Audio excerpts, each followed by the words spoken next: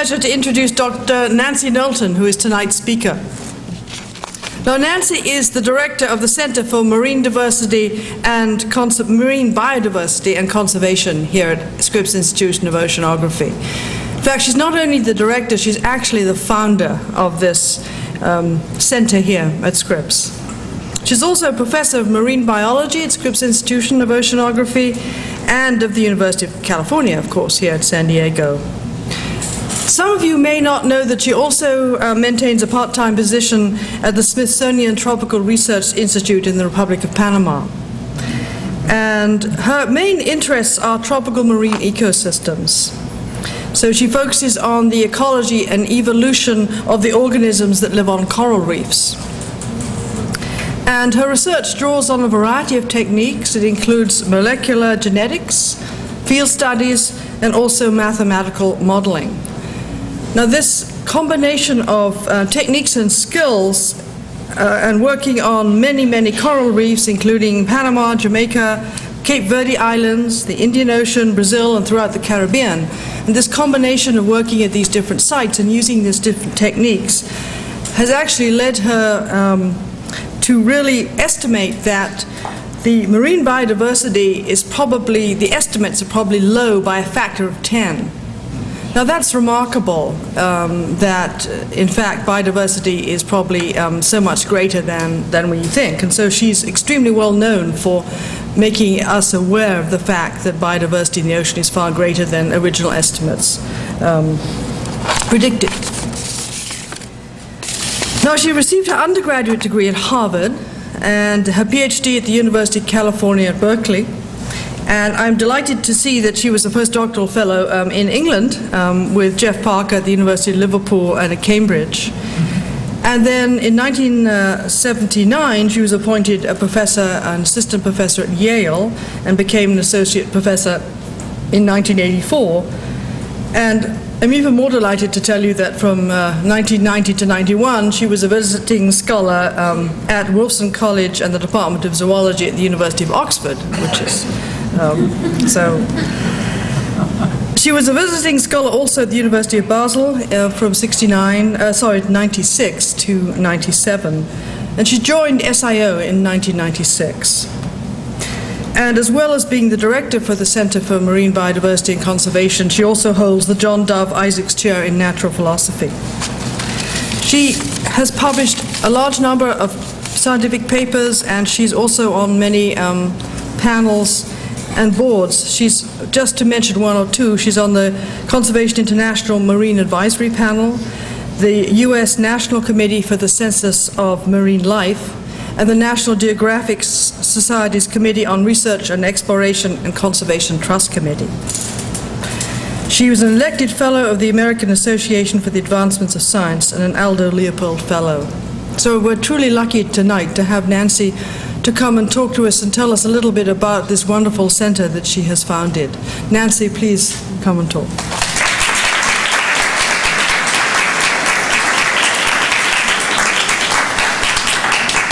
Thank you, Nigel. Can you hear me? Is this microphone working? Okay. Well, this is somewhat of an unusual talk. I think most of the time people have come here and talked to you about their science. And I'm going to talk a little bit about science, but I also want to talk about this program that we have created and is a big success here at Scripps, because I think it's very important not only to understand the basic and applied research that people do here at Scripps, but also what they do in the way of education and outreach, and what we're doing to really take our knowledge and place it in a context outside of the ivory tower. So a lot of what I'll talk about today is actually the programs that we run at the Center for Marine Biodiversity and Conservation. But I'll start a little bit with the science. Now, I got my PhD in 1978, and so in the mid-70s, which is now a long time ago, I spent a lot of time in this place here, Discovery Bay, Jamaica, when I was working here in 1975, the entire reef, as far as you could see, was covered with living coral. These are branching corals, and this is a sort of a more compact bush-like corals, a big head coral, and the whole reef was covered with living coral. And I have to tell you that many of us at the lab at that time, including my now husband, Jeremy Jackson, who some of you may have heard, he's the person responsible for shifting baselines over there and a lot of work in terms of the state of the oceans today. None of us at any time really questioned the long-term existence of these reefs. We took these reefs for granted, and we did our science on them. We studied various aspects of the biology of the corals, the organisms that live with corals, the fishes, all sorts of things that live on coral reefs. We never questioned whether those reefs would continue to be with us in the future. Now, even when we were doing this work, it was clear that the reefs weren't entirely they weren't at all in their pristine state, and that's because it was very obvious, even to a naive diver, that these reefs were very seriously overfished. And you can sort of see that here. There are fish here, but these fish are only really a couple of inches long. And many of the big fish that used to live on reefs in Jamaica and elsewhere on coral reefs had long ago been removed by fishing. So we knew the fish were gone, but it never occurred to us that that would have any impact on the health of the corals themselves. And then as we studied these reefs and took them for granted, over the course of about a 10-year period, things changed rather dramatically. And what I'd like to do is walk you through the changes that took place. Well, the first thing that happened was a major hurricane, Hurricane Allen, 1980, which hit the reefs of Jamaica and other places as well. And here you see a picture of Discovery Bay, Jamaica. And for scale, these trees are about 30 feet tall. So it was a fairly substantial hurricane, very big waves. And it left the reefs looking like this, essentially a field of rubble. Most reefs, in fact, live in typhoon or hurricane zones. So it's not as if coral reefs are unable to cope with this kind of damage. Corals are very good at regrowing from little bits and pieces, and typically a reef, even if it looks like this, would be expected to recover over the period of, say, 10 to 20, maybe 30 years. But what happened after this natural disturbance was a series of other disturbances which made it very, very difficult for these reefs to recover. Here you see the sea urchins, black-spined sea urchins, which used to be very, very common on the reefs throughout the Caribbean. In fact, those of you who went snorkeling on Caribbean reefs back in the 70s may remember these urchins, perhaps not too fondly, because they're very sharp spines and they're filled with poison. They're very painful. In fact, as scientists, we used to really dislike them at the time when they were so abundant. There were as many as 20 per square meter per square yard. So the reef was prickling with these sea urchins, and it made it actually rather difficult to work, because you'd try to reach in or do something and you'd wind up kneeling on them or getting your hands tangled up in them. They were quite unpleasant. And so we really underestimated their importance until in 1982 they suffered a mass epidemic. Here you see the sea urchins with their spines falling off and dying. And the story of this epidemic is really quite remarkable. In the course of an entire year, it spread. It originally began off the coast of Panama, and it spread throughout the Caribbean in 1982 and 1983, and it covered the entire range of these sea urchins. And wherever it struck, about 98% of the urchins died. And so what that meant was, over the course of, really, the mortality occurred over just a few days. And so when this mortality event arrived in Jamaica, we saw a situation like this, say, on a Friday, a situation like this on a Saturday and Sunday, and then by Monday we could swim for literally hours and not see a single living sea urchin. These were urchins that would be 20 or 30 of them in an area this big. So we went from literally millions and millions of urchins to so few urchins that we couldn't even find them.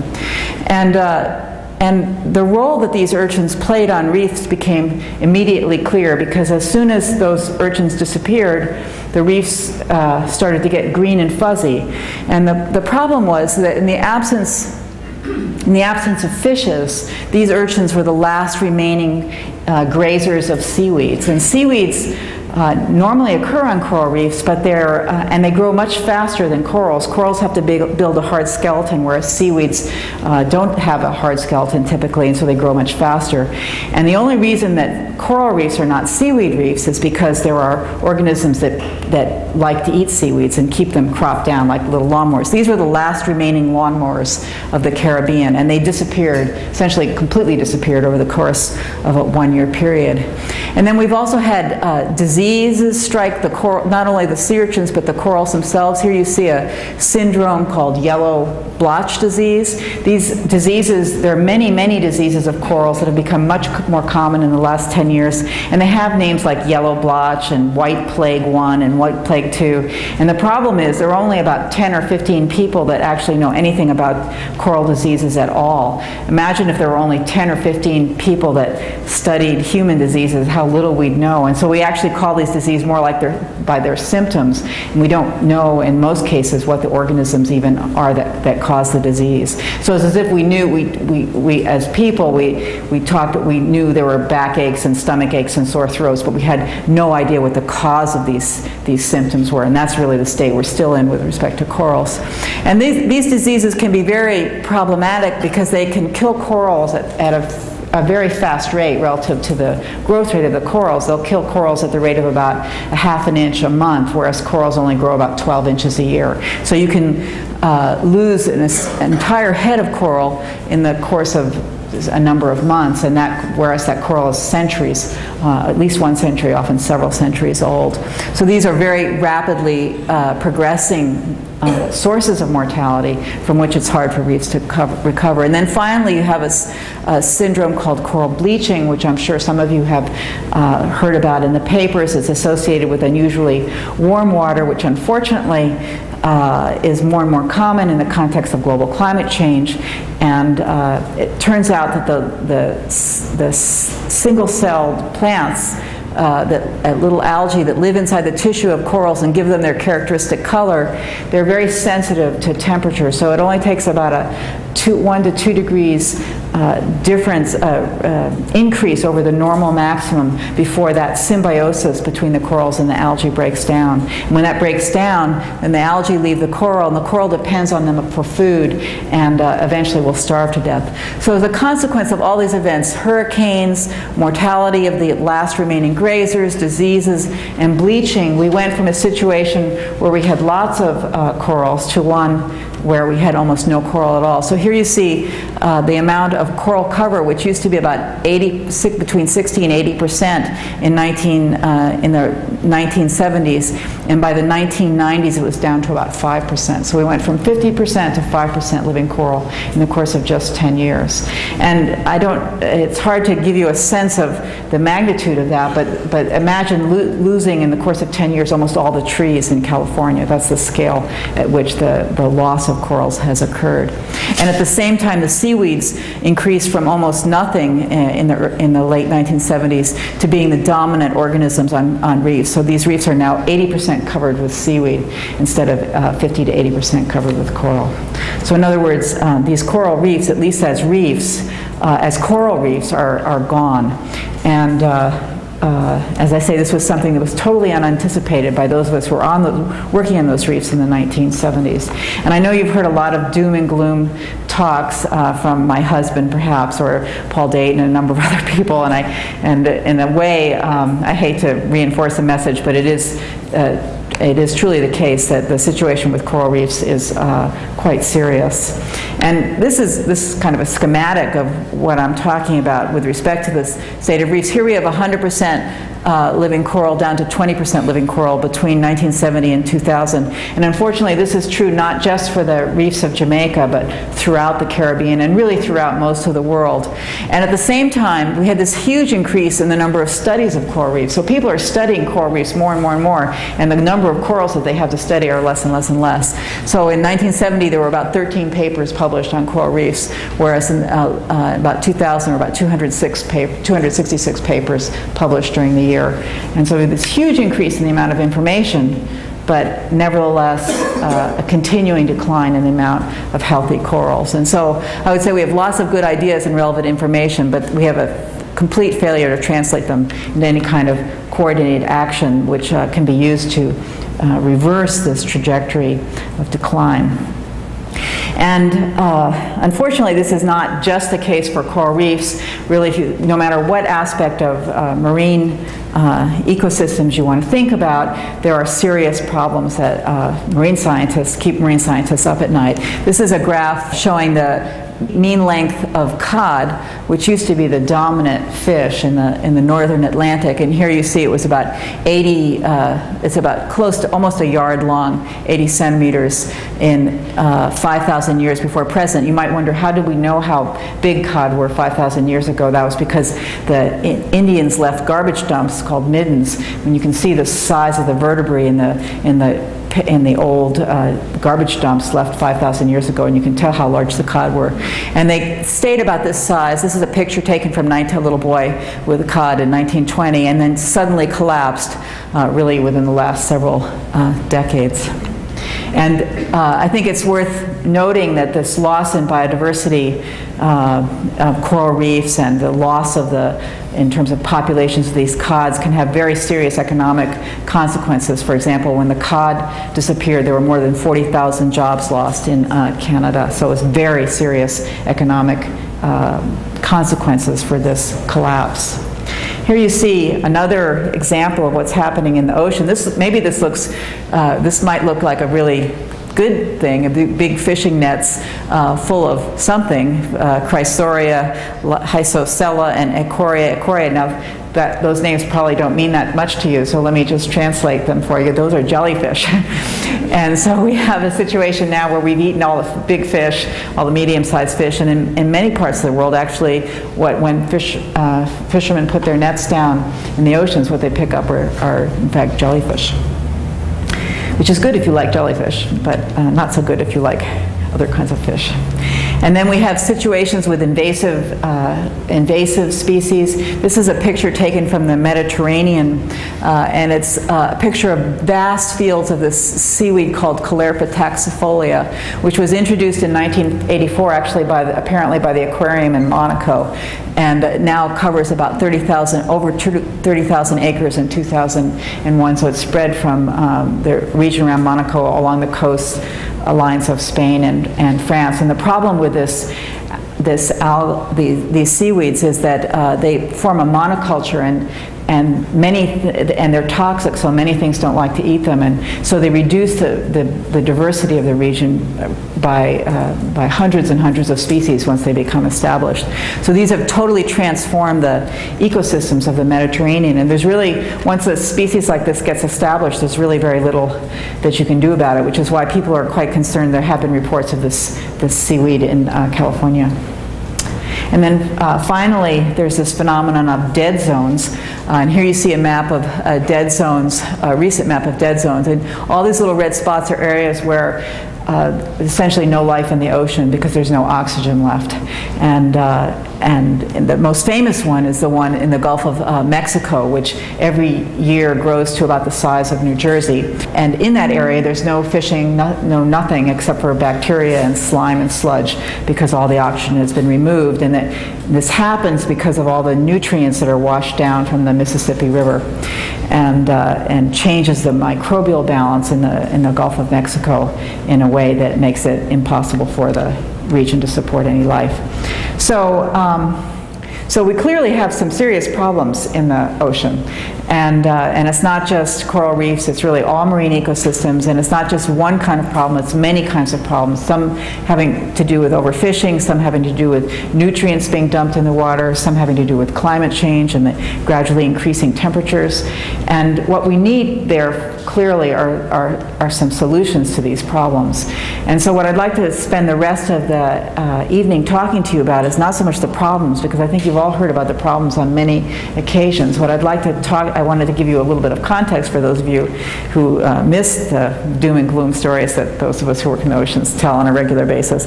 But what I'd like to concentrate on tonight are some of what we're trying to do here at Scripps to address some of these problems.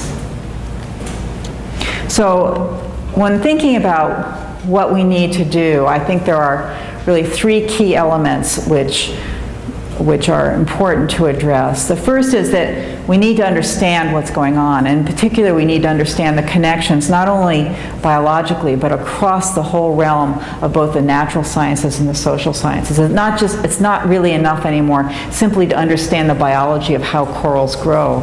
We have to know about the physics of the ocean, so we know how baby corals move around in currents, but we also have to know about the economics of the fisheries and the economics of the agriculture that results in the nutrient additions to water. We have to know how people's livelihoods and well-beings are changed by various policies that we might take. We have to know the connections between people and the ocean in order to devise solutions that make sense. And then once we understand how the system works, how the ocean is connected, not only as an ecosystem without people, but with people in it, then we need to evaluate what our options are and what the cost of what we're losing and the cost of what it would take to change the current situation and improve it with respect to biodiversity. And then finally, we have to, as scientists, we have to communicate these opportunities to managers and to policy makers and to the general public. As a citizen, I'm of course free to stand up and say what I think we should do, but the role of scientists is really simply to present the options, what the consequences are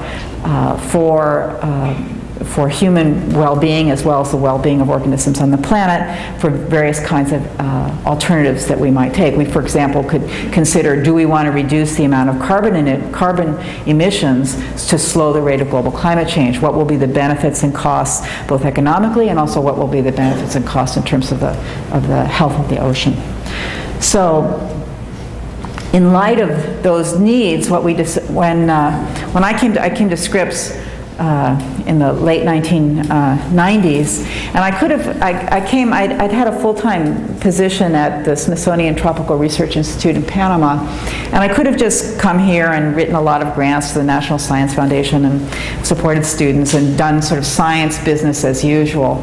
But I got here and I felt that it was really important to start thinking in a bigger way, not just my own individual research lab, but create training really the future ocean stewards who would be responsible for changing what we knew about the ocean and perhaps changing how we treat the oceans to be able to increase the health of the ocean.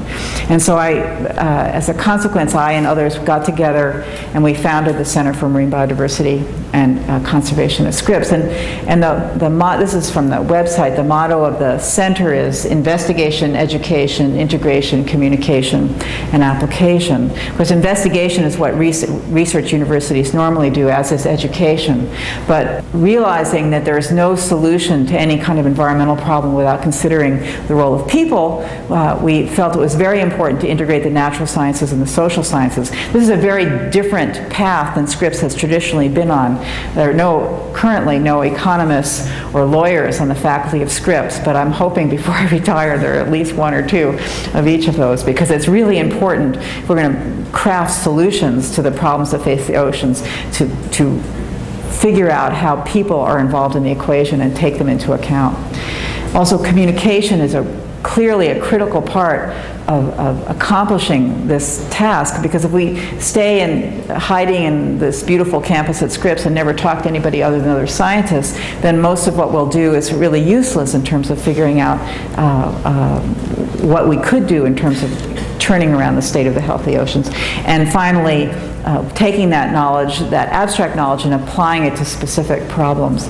And the analogy I like to use in terms of how the Center for Marine Biodiversity and Conservation works is, some of you may remember the old Bell Labs. They used to be a great research entity, and I like to think of them as encompassing everything from fairly pure research to fairly applied research. In other words, some of them were working on the next telephone, and some of them were working on the next Nobel Prize, and everything in between.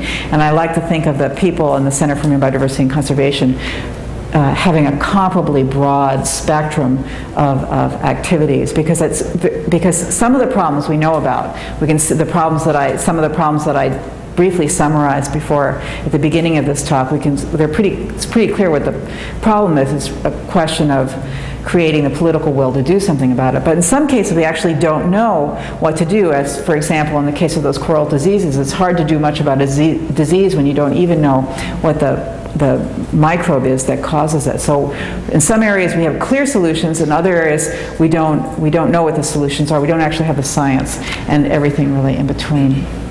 So the Center for Marine Biodiversity and Conservation has there are a number of things that we do, but the three primary things is that we run a PhD and a new master's degree program in Marine Biodiversity and Conservation, which I'm going to talk to you a little bit about. We also run a number of interdisciplinary conferences. We just had one on the future of marine biodiversity, where we had economists and population biologists, people working on human populations, and a number of biologists, disease specialists, people working on water quality, working together in interdisciplinary teams to try to frame what the future of the oceans is likely to be like 2 decades from now, and what different human actions, what the consequences of different alternative human actions might be in the context of predicting the future of the oceans.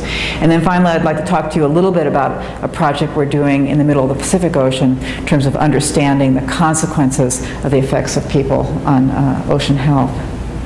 The educational program that we've embarked on is really very innovative.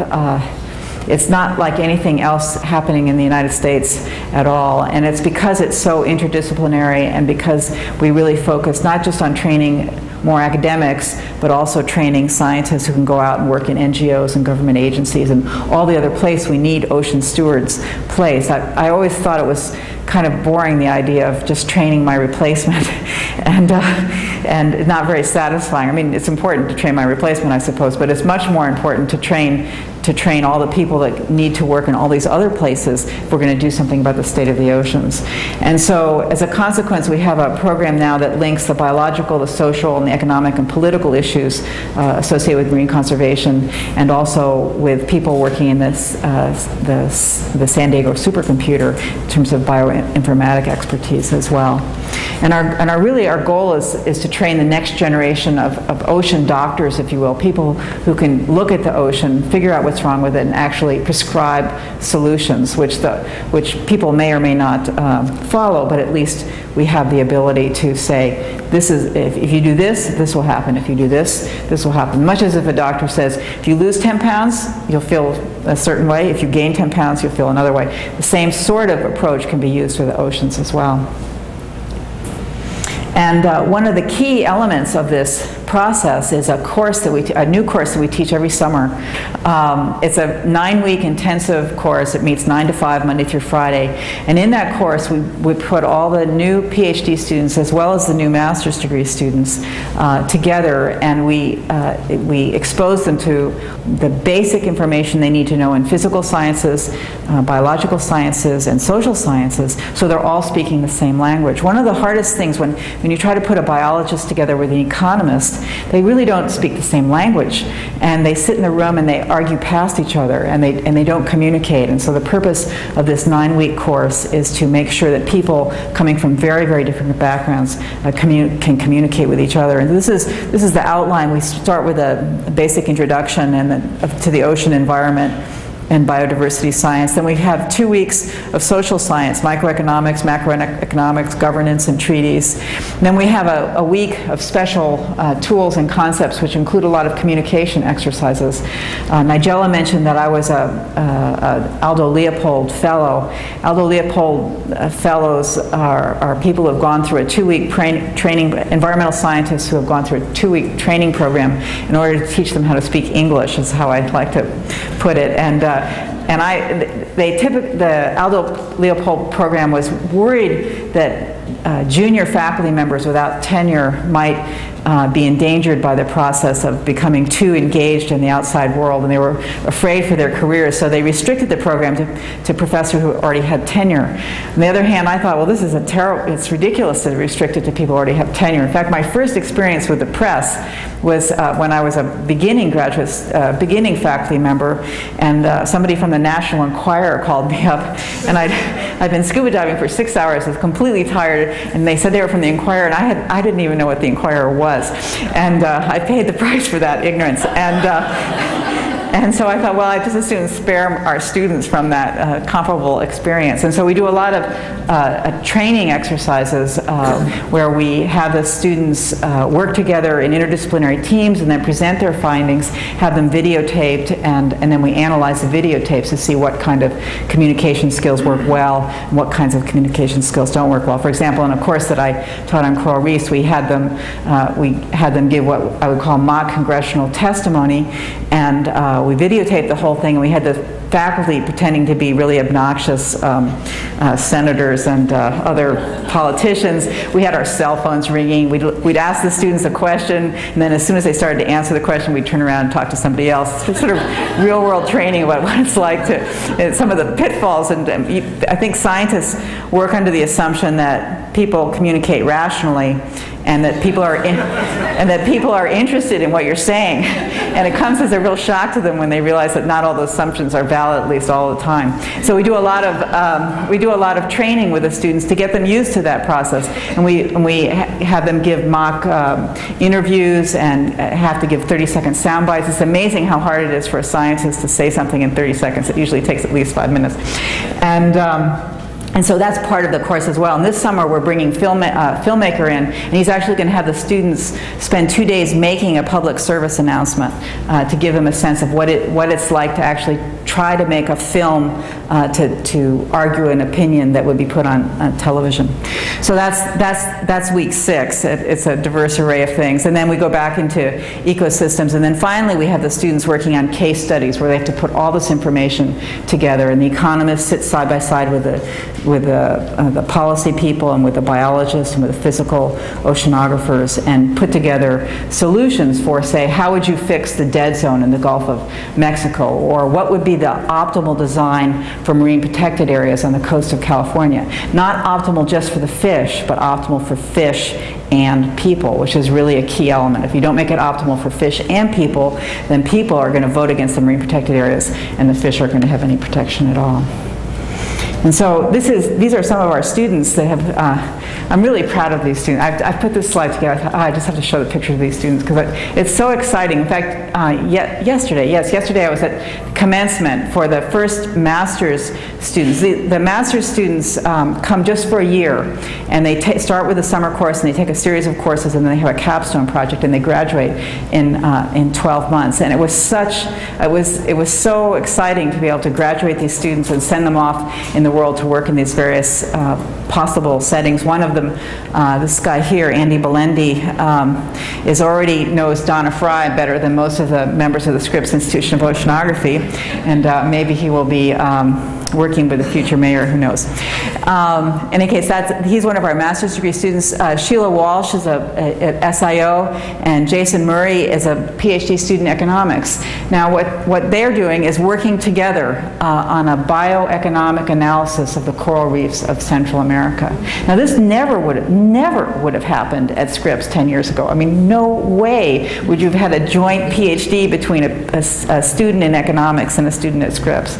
So this program has completely transformed the way students at Scripps approach the problems of the ocean. And I have to say I'm very proud of what we've accomplished. There are a number of others. This is David Klein. He's working on coral diseases, trying to figure out what causes coral diseases. And one of the things he's discovered is that sugar in the water, in other words, the sorts of things that come out in sewage, make corals much more vulnerable to disease than anyone previously thought. And the reason this is important is that when people monitor water quality on coral reefs or anywhere else, they typically measure nitrogen and phosphorus. They never measure carbon. It turns out carbon is the thing that really kills corals, and we've spent 2 decades wondering why corals were dying without ever measuring what might be the most important variable. So that's Davy. And then Katie Kramer has just come back from about a month working in Panama looking at Coiba. Coiba is an island in the Pacific Ocean off the coast of Panama. What's interesting about it, it used to be a prison, a penal colony.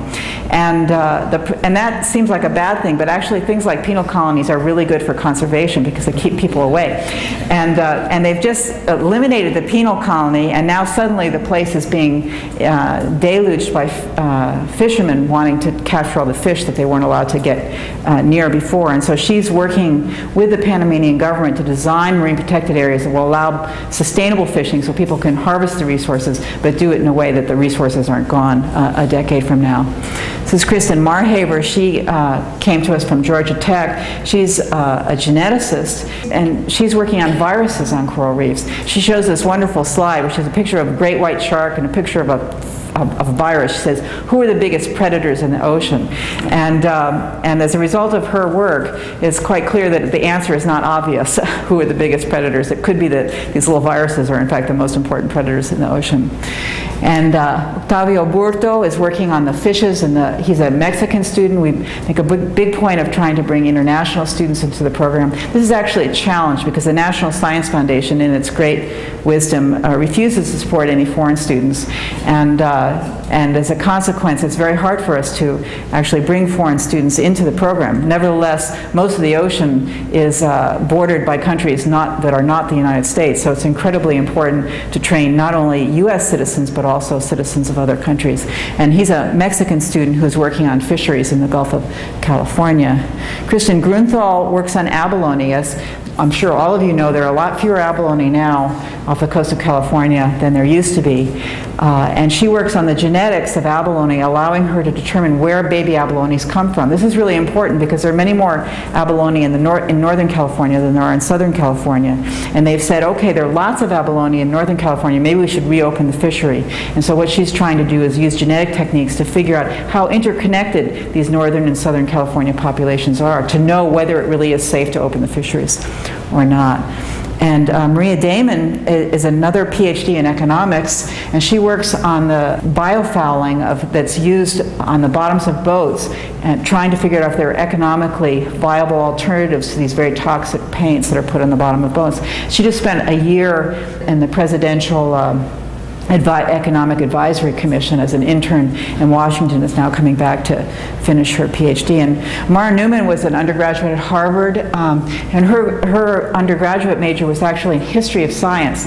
Now, Scripps never used to admit anybody who wasn't a hard science major, and so to admit someone who didn't really have a biological major at all and bring them into the program was in itself a really dramatic step for Scripps to take. But it turns out it's very important, this historical perspective, because when I talk to you about how we know how big cod were, say, 5,000 years ago. There are lots of questions where understanding the historical record, not only in terms of the archaeology, but also in terms of, say, the written documents that are hidden away in Sevilla in Spain. Those documents can give you very important information about how abundant things used to be. The Spaniards and the British kept very good records about how many turtles they ate and how many fish they harvested. As a consequence, we can use those historical records to reconstruct what the oceans used to look like before people had a major impact on them. And so as it turns out, being a history of science major, or even a history major, we have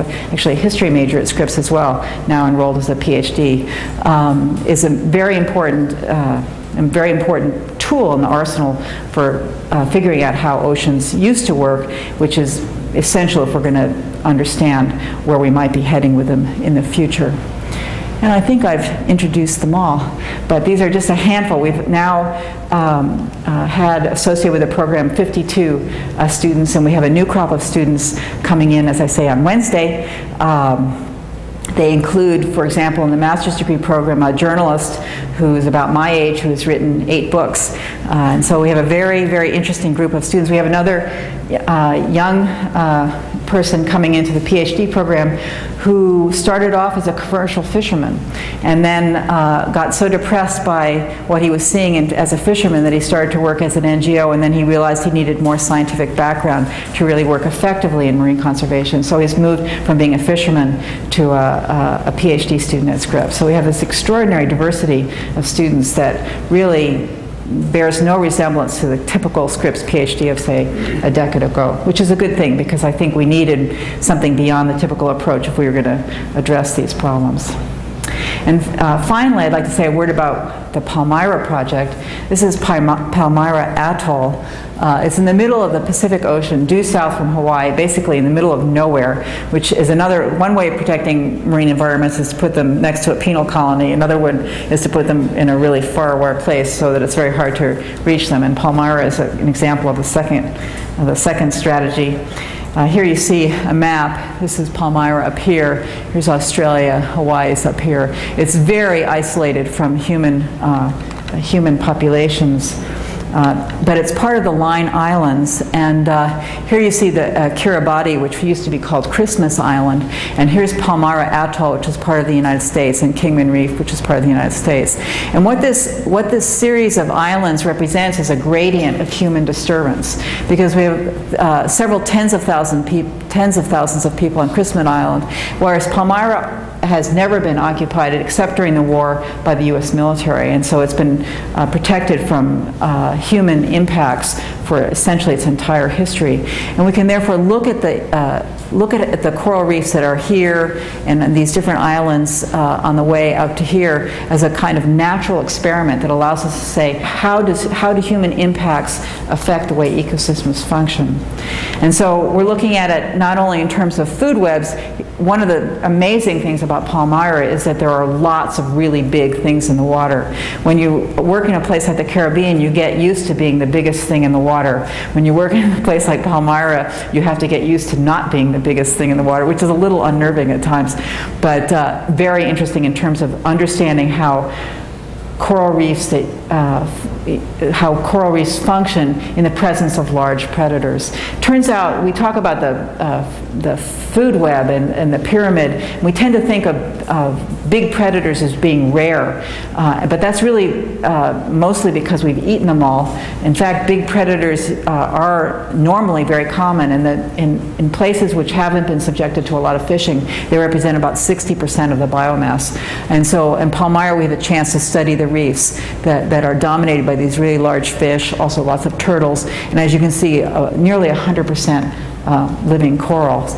And so we can look, not only at the predators, but we're also looking at those viruses and those bacteria. So we're going to try to put together the entire food chain of these islands in areas where there are lots of people, or relatively lots of people, and places where there have been no people at all for most of the history of the reefs. And this kind of study has actually never been done, and it's something that the Center for Marine Biodiversity and Conservation has taken on as a project. And in July, at the end of July, 30 of us are leaving for Honolulu, and then from there to Christmas Island to spend 1 month characterizing these ecosystems, ranging from high human impact to essentially no human impact. So to summarize, the problems that we face in terms of the oceans are pretty complex, and human activities really dominate, with the exception of places like Palmyra, the human activities dominate all marine ecosystems. There are essentially no pristine ecosystems left on the planet. And the solutions require that a lot of innovation, including the ability to talk to people that normally, say, biologists would not talk to. So biologists need to talk to economists, lawyers need to talk to physical oceanographers, and it's only by putting that mix of people together that we're going to come up with solutions. But it's clearly really important to do this, and there are a number of reasons why. First of all, there's a lot of stuff we just don't know about the ocean. Nigella said to you that I was responsible for showing that the diversity of oceans are much higher than we originally thought. And to give you a sense of the level of ignorance, there were only 2 published studies of the number of species that live on coral reefs. Coral reefs are the most diverse of all marine ecosystems, but the estimates for the number of species on on coral reefs range from about 1 million to 10 million species. And you say, oh well, it's a factor of 10. Maybe that's not too bad, but it's bad enough that it's a factor of 10, the uncertainty. But when you realize what those studies are based on, then you realize that those estimates are almost meaningless. The estimates are based on 1 one, an extrapolation of the number of beetles that live on the trees in rainforests. Clearly, there are a lot of assumptions that go from counting beetles in rainforests to estimating the number of species on a coral reef. And the other estimate comes from a partial count of all the animals living in a tropical aquarium in Baltimore. Those are our two published estimates for diversity of coral reefs. Needless to say, if we don't even know how many there are, we don't know what their names are, and we know almost nothing about how most of them interact with each other. And second point is that the health of the oceans is really important, not just in a sort of aesthetic sense, which I actually feel quite strongly, but also in an economic sense. I mentioned to you that when the cod collapsed, greater than 40,000 jobs were lost. I think during the recent tsunami, we realized that intact coral reefs can provide very important, what scientists tend to call ecosystem services. Namely, in this case, that intact coral reefs can protect island populations from the effects of large waves because they absorb the power of the wave and keep it from crashing onto shore. They also provide pharmaceuticals, especially from coral reefs, and clearly the protein is a very important part of the diet of many, many people that live near coast. About 60% of the population lives within 100 miles of the coast globally. And finally, it's really important that people know this. It's great to be talking to you, and we need to continue the process and talk to a lot of other people. When you go out in the street and you ask people, what are the biggest threats to ocean health, the answer that you get is oil pollution. And oil pollution can be a very significant impact on marine organisms locally, but it's a tiny impact relative to the things that I mentioned earlier. In other words, nutrients in the water, overfishing, and invasive species, climate change, and a couple of other things I didn't even talk about. So there's a complete disconnect between what people think is important in terms of the health of the ocean and what actually is important. So finally, this is what we want to avoid. First, let's concentrate on water, then we'll worry about the krill. This is up until the founding of something like the Center for Marine Biodiversity and Conservation and other programs that are beginning in the United States and around the planet. This has really been our crisis management approach to not only ocean health, but the environmental health in general. And what we need to do is back off a bit and try to approach the problem long before we get to this stage, and that's really the goal of the Center for Marine Biodiversity and Conservation. So for more information, and you can also, Nigel will kill me for saying this, and to learn how to help, visit, because she wants you to give money to the aquarium, not to the Center for Marine Biodiversity and Conservation. You can visit our website. That's my only advertisement. Thank you very much. I'm happy to answer questions.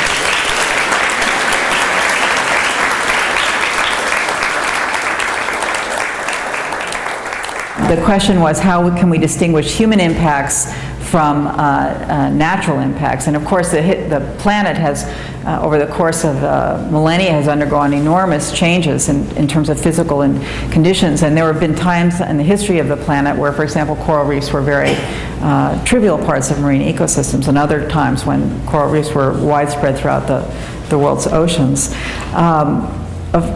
This is a problem that has been addressed in particular by the people who study climate change because of the problem of distinguishing natural variability in temperature from human-induced changes. And in the case of climate change, work by, in fact, Scripps Institution of Oceanography climate scientists has shown fairly definitively that if you try to understand the trajectory of temperature that has occurred over the last, say, century, and look at just physical changes, you can make one set of predictions about what the temperature should have been, because we now understand how solar radiation and cloud cover and volcanic activity should affect temperature. And then you look at the predicted temperature changes, assuming the role of greenhouse gases, carbon dioxide, and other heat-trapping gases. And it turns out that you can predict the last 100 years of temperature change much more accurately using human impacts than you can by just looking at physical impacts alone. So the case for climate appears to be very definitive. In terms of these, the cases for these other aspects of human impacts. The geological record is actually a great source of information, and we can drill, coral reefs you can take a drill and drill into the earth, and when you do that, you find out that for the last, for example, 250,000 years, there's never been a period where corals weren't very, very abundant, and the decline in corals is associated with these other human disturbances. And as I said, we have pretty good information now. We know that, that big organisms used to be much more abundant in the ocean than they are now, and that evidence is really incontrovertible. In fact, it's been estimated that just in the last 3 decades, we've lost about 90% of all the big fish in the ocean. We've eaten 90% of what's out there. There's only 10% left. And that comes actually from the fishing records of the Japanese fishing fleet. So the evidence, the farther back you go, the evidence, it's harder and harder to put together, but there's really no scientific doubt that people have influenced the number of big predators in the sea. The situation for climate looks pretty clear, and the fossil record for various marine organisms consistently, and it's not just coral reefs, for example, you can drill into estuaries and look at the characteristics of the sediments in estuaries, and you see the same clear-cut relationship between increasing human activity measured by sediment characteristics and the decline of marine life in the estuary. So, in fact, the evidence is really not, there's really not much scientific debate anymore about the impacts of people. The debate is really now more about what we can do, what we can do to reduce the impacts so that the oceans, so that we have fewer dead zones and more fish to eat. I mean, the idea is not to bring people back and bring the oceans back to before when there was people. That's obviously not possible. But there's a lot we can do to make sure that fisheries, instead of collapsing, are maintained stably. And there's a lot we can do to, if we choose to slow down global climate change. And so there are actions we can take, and that's really where the debate lies, what the best actions to take are. Because, in fact, all these actions cost money, and all these impacts are interacting in a kind of synergistic fashion. So understanding what's the most cost-effective approaches that we can take is where a lot of the uncertainty lies. But the fact that people are having an impact on the health of the ocean, that I don't think is very uncertain anymore, sadly.